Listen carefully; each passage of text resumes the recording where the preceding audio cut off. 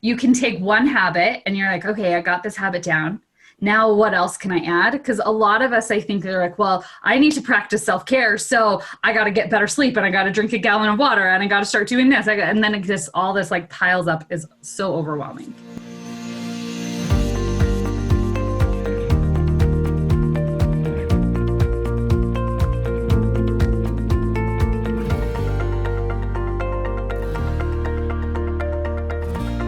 Hey, Authentic Influencers. I'm so excited to have Deborah. I even forgot how to ask you how to say your last name because I want to make sure I say it right.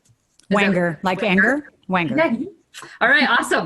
I'm so glad. Like, it's not that hard of a last name, but nobody gets it right. Nobody gets it. So why don't you tell us a little bit about yourself and how you got to be where you're at now? Okay. Well, I've been acting since I was 9 years old. That was my passion. Growing up in Chicago, did that and went off and worked as a professional actor for a long time. And I was miserable. My career was going great. I was working, and whenever I was working, I was happy. But when I wasn't working, I was unhappy. I was depressed. I was fat. I was moody. I was broken out. My best friends were on soap operas. I was not in a good place. So I was off on a journey to try to get my act together. And so I I worked in Hollywood for a while on the other side of the business and learned a ton about business, but that didn't heal me by any means. And then I went off on a health journey to try to figure out how to be sane and healthy, and tried a lot of diets and a lot of different things and ended up getting certified as a health coach. And then I started coaching other actors on how to stay sane and healthy in the business. And that led to a few books and coaching and public speaking and working with universities and students on how to be in a creative career and not get sucked into the pitfalls of being unhappy, unhealthy, miserable. So now I work with a lot of creatives and entrepreneurs, people of all walks of life, learning what I learned in Hollywood and what I learned on stage, what I learned as a mom, what I learned as a coach, what I learned as a health coach, putting it all together and trying to help people navigate this kooky life we live. Yes, for sure. Well, and the last 6 months or so has been even crazier, I'm sure. Oh, 2020. Holy cow. Yeah. Fasten your seatbelt. It's been, I call it the Corona coaster. Oh, I like it. I like it. What a good lesson in resilience this year, right?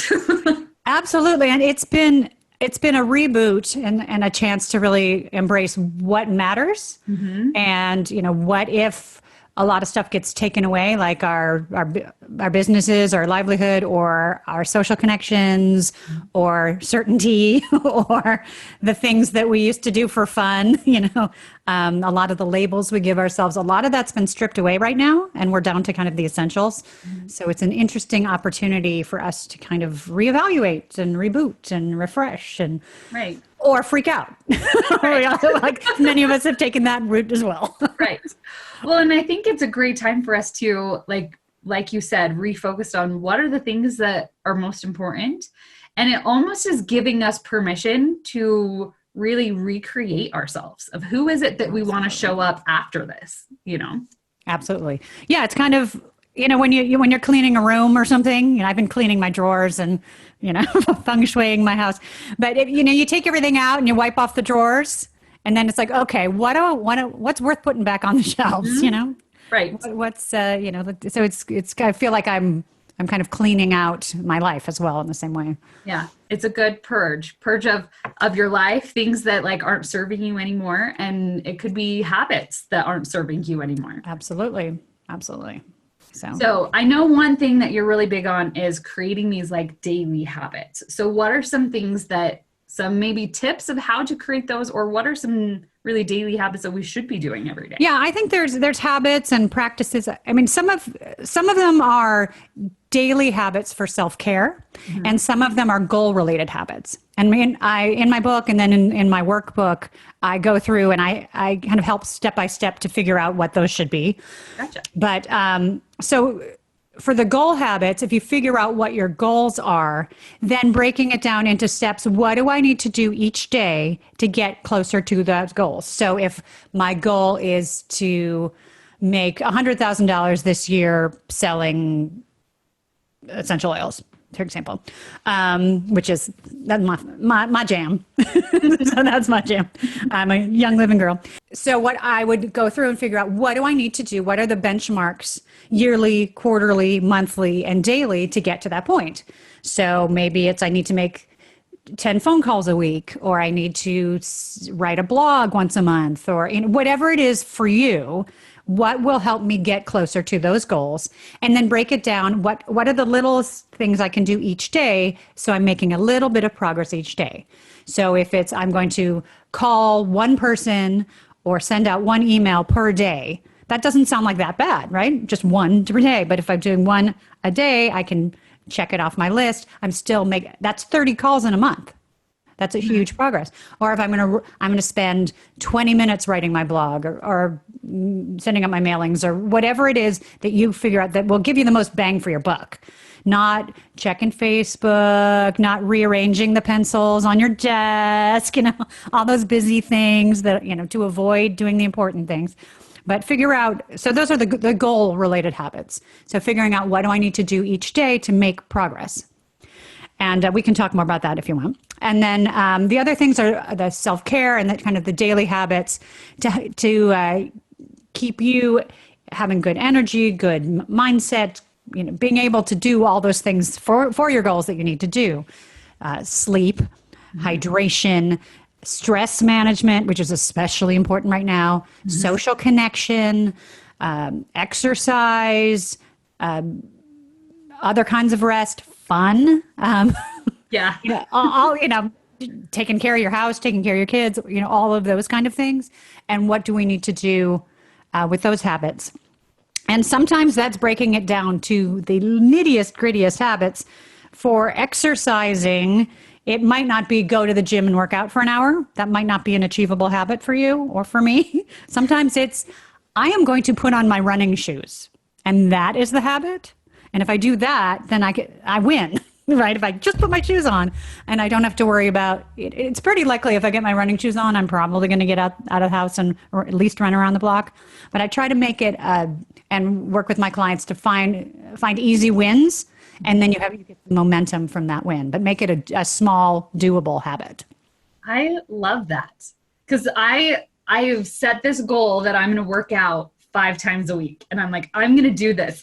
And then there are some days where it's like, this is just really hard. I don't have time for this, but if you create those like little teeny wins, it just helps you. So then you're not like getting down on yourself for not doing the thing. Yeah, absolutely. Because if you're looking at an hour of working out 5 days a week, that looks like you're at the base of a mountain, right, staring up at the, I'll never get up there. But it's like, I'm going to put on my running shoes today. Like, I could do that, right? And if that's the win, and then you already won, and you're like, I'm awesome. Maybe I'll just run a few minutes. And then once you've gone a few minutes, and so set yourself up to win for sure. I love that. Well, let's dive into a little bit more about self-care, because that's something that we haven't really talked much on this podcast about, is the self-care, which self-care is so important. I once had a friend tell me that you can't have $1 million business without $1 million self-care. And I'm like, dang, all right, I got to up level my self-care. But then it's like, okay, well, what do you do for self-care? Especially people are like just getting into this, like, okay, I know I need to do self-care, but I don't really know what to do. Where do I start? Yeah, exactly. Yeah. I think one of the biggest things, and it is not something that society really embraces, we're only just starting to figure out, is sleep. Yeah. There's especially when you work for yourself, which most of my clients do, you feel like you got to hustle, go, go, go, go, go. And if you're not working, you're wasting time. If you don't sleep, you're a mess, right? You can't. I'm cranky. I'm impatient. I can't think straight. So, if you're an 8-hour girl, if you're a 10-hour girl, if you're a 6-hour, figure out what you really, really need and prioritize it. The cell phone is a great tool, and I set alarms at 9 p.m., I'll set an alarm on my phone that says, turn off all your screens and get ready for bed. Because I know that I need to go to bed I aim for 10. Some days, it's, some days it's more, sometimes it's less. I've got 3 kids. So, it's a lot of it's up to them. But at 9 o'clock, so the TV goes off, the computer goes off, the cell phone goes off. I brush my teeth, do all those things. But I start winding down and doing my sleep routine, because otherwise I look up and it's midnight. Where to go? So prioritizing sleep is a huge one. Then not looking at the screens, not looking at my phone. I try to sit and read or have some snuggle time with my kids or whatever but prioritizing sleep is a huge thing. And if you want to talk about sleep hygiene and ways to sleep, especially right now in this emotional time, we can get into that. But I would say that sleep is probably the number one. And because if you don't sleep, the brain doesn't work, the body doesn't work. So that's the first thing. Hydration is a really easy one. Get up and drink a big glass of water first thing. Then you've already won, right? You've already like a quarter of the way there. You drink a nice big thing of water first thing. Maybe not this whole thing at first thing in mind. That's a lot. But I try to get at least 4 of these a day, right? But drink a big glass of water first thing. Your body needs it, and then you're already like feeling better. You'll have fewer cravings. Everything will work better, and you're already well onto that habit. Exercise. You don't have to do tons and tons of exercise, but just a little bit, especially to burn off the stress right now. I got an exercise bike for my home. So I'm now working out at home because obviously I'm in California and the gyms were closed. I think they're open now, but at limited capacity, and that makes me nervous. But as soon as I started getting on the bike and riding every day, taking my dog out for a walk, I can feel the stress burning off my body. Like I don't even worry about what it does to my body as much as the mental and emotional, what I'm burning away. And my kids are much happier when I get my ride in. Walking the dog, just doing a few jumping jacks, getting to a walk in the sunshine, whatever it is, doing a yoga video. Some exercise, it doesn't have to be every day. It doesn't have to be go, but something will help a ton. Like with hydration, that's something we always have heard. You need to drink so many glasses of water a day and all of that. And I thought I was doing okay on hydration. And then I heard about this gallon challenge, and can you drink a gallon of water a day? And I was like, I bet I could do that. So I got my gallon. Oh, that's impressive. Okay. So I've been doing it for about a week and a half, and I can drink my whole gallon by about 3 o'clock. So, and it's amazing what it does for your body. And that, I just feel better, but my brain is so much more clear just from drinking water. It's been crazy, the difference. And I bet your skin is better. Your cravings are better, or, are lessened. Your bathroom habits are probably better. I mean, it does a lot. And it doesn't even have to be a gallon, but that's a great benchmark. But that's great. And are you getting some minerals as well? Because with that much liquid, it's good to have. Make sure you're getting some minerals in there. Supplements and stuff like that with it. Perfect. Because I'm like, I can drink a lot of water, that's fine. But it took getting the gallon jug with the straw. That's the important part. Oh, the straw helps a lot. Yeah, straw helps a ton. But that's when I was like, okay, it's all right here. And then you can see your progress as you go. It's been game changer for me. Have you seen the jugs that have affirmations on them? Yeah. So is that one of those? This one has, yeah. I love that. Yeah. Keep going, drink more, so. I think that's great. But a lot of that, I think part of why that works, and you can tell me if you agree, is the visual cue. Yes. Seeing it. Yeah. I mean, if you have a plate of brownies on your desk, you can eat that, right? Or if you have a glass of water, you're going to do what's in front of you. So having a big glass, especially if it has benchmarks, time or, you can actually see it. That's a huge thing, is the visual. So wherever you are, if you're sitting at your desk or by the phone or, wherever you're parked, have your little bottle with you. I'm sure that's huge and then you have a goal. Yeah. right? You just great goal. And you feel so awesome when you get the dopamine hit, the check mark. I Uh-huh. did something. I drank my Yeah. water. Well, and especially because it has like times all the way, because it starts at 7 a.m. and goes down to 9 a.m., so it's always my goal. I'm like, okay, how fast can I drink this? And I look at like right now, I am an hour ahead of where I need to be. And I'm like, I am winning for the day. I'm a rock star. Yeah.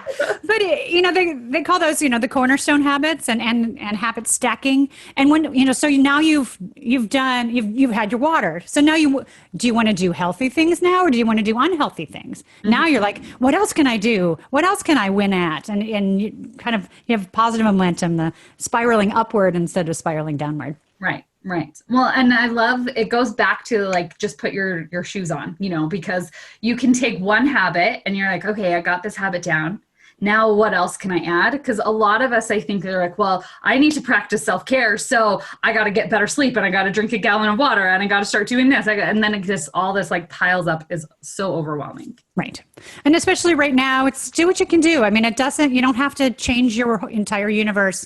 You don't need to, fix everything right now, but just getting some sleep and drinking some water. Great. Do that and be happy with that. And then, if you can do more, awesome. But building those habits slowly and steadily is much better than trying and expecting yourself to be perfect and then failing at it. Yes, let's go to that. So, because certainly right now, with the world going cuckoo, or at least it certainly feels like it, with all the uncertainty, I'm really urging my clients to prioritize stress management.